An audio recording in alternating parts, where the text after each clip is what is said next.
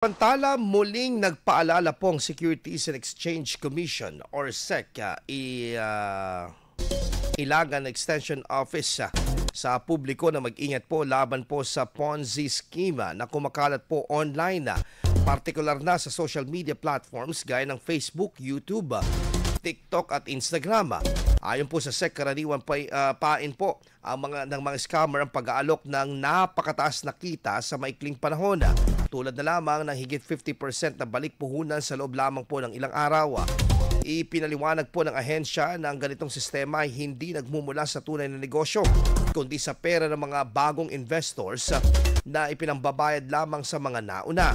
Kapag wala nang papasok na bagong investor, tiyak na babagsak ang sistema at malulugi ang karamihan. Bilang proteksyon, pinaalalahanan po ang publiko na huwag basta-basta mag-invest sa mga alok na tila too good to be true o tiyaking rehistrado po at may lisensya ang mga kumpanya. Maaaring gamitin ang SEC Check app upang makumpirma kung may mga kaukulang secondary license ang isang entity para mangalap ng pondo mula sa publiko.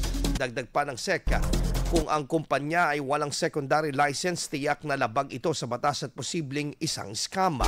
Hinimok naman ang mga mamamayan na agad na magsumbong sa mga kahina-hinanang aktibidad upang mapigilan ang panlilinlang ng mga Ponzi operators.